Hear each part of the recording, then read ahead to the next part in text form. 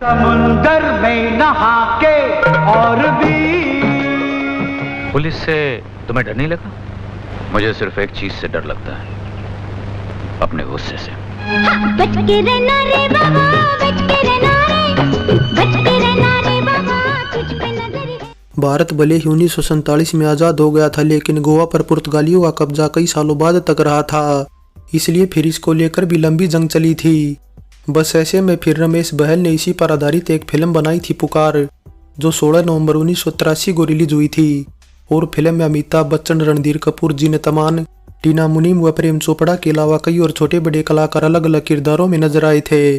लेकिन action musical drama से भरपूर ये फिल्म बॉक्स ऑफिस पर कुछ खास कमाल नहीं दिखा पाई और फ्लॉप हो गई थी।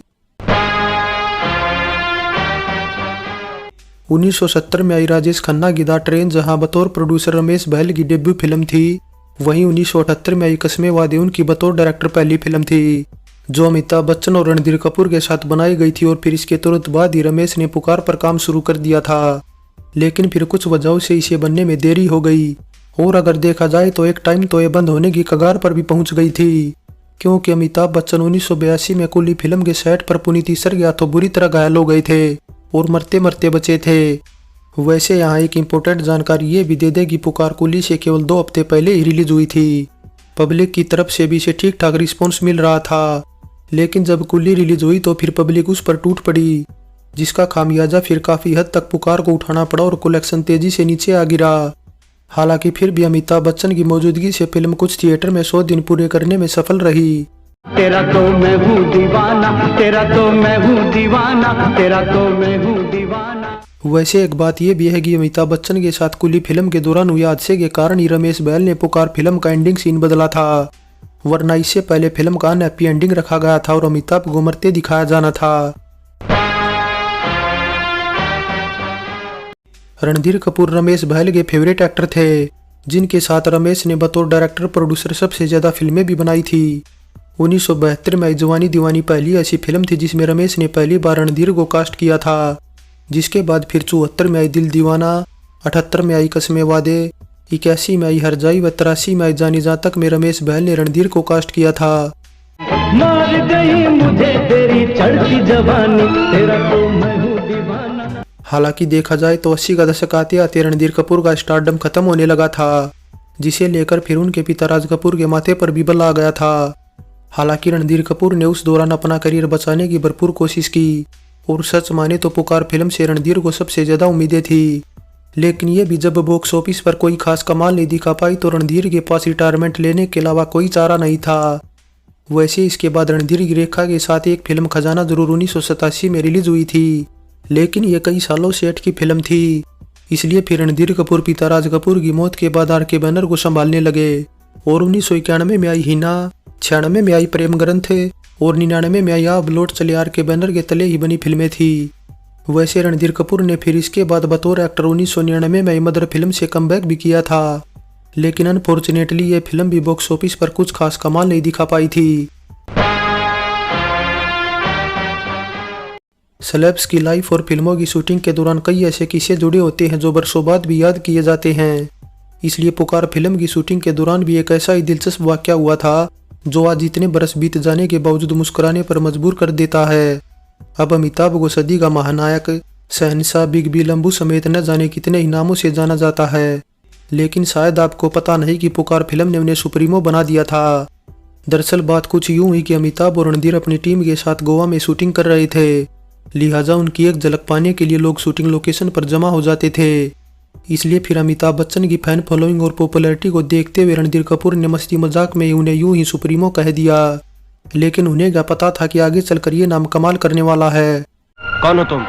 नाम तो मेरा रॉनी है, लेकिन इस वक्त अपना बाप समझ लो। अब मीडिया रिपोर्ट्स की माने तो सुप्रीमो के बारे में जब पम्मी बख्शी नाम की एक मैगजीन के एडिटर को पता चला तो उन्हें ये नाम ऐसा जच गया कि अमिताभ पर कॉमिक बुक बनाने का फैसला कर लिया।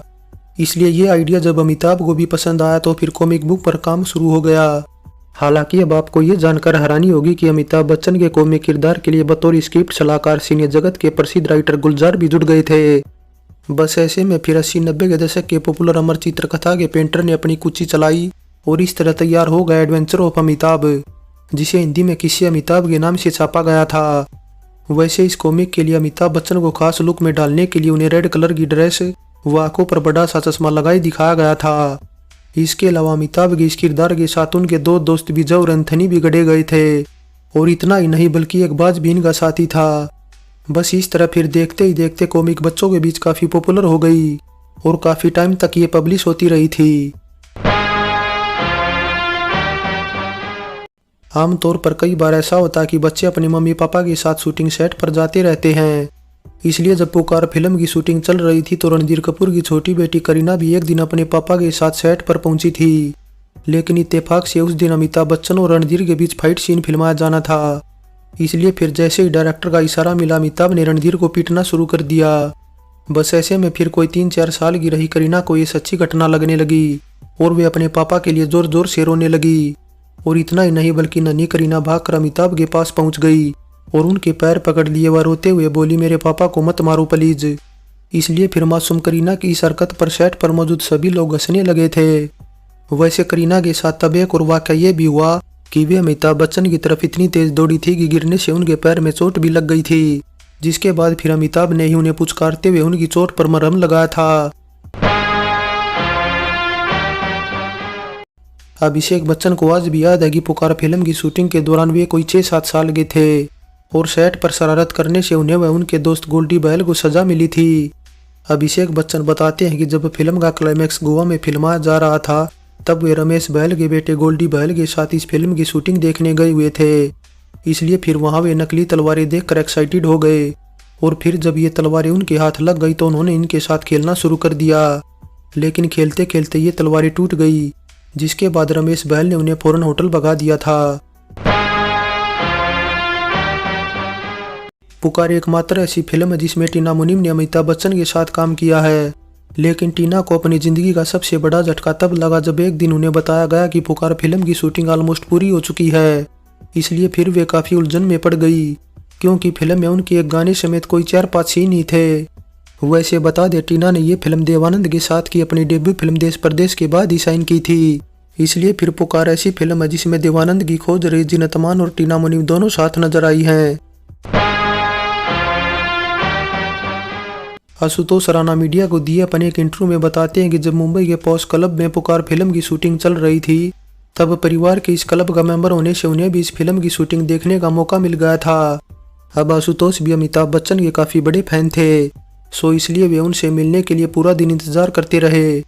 लेकिन जब अमिताभ राणा से नहीं मिले तो उन्हें काफी दुख हुआ, जिसके बाद उनकी बहन ने उन्हें समझाया कि अमिताभ बड़े स्टार हैं, वे जिसे जानते पहचानते नहीं उससे इतना जल्दी नहीं मिल सकते।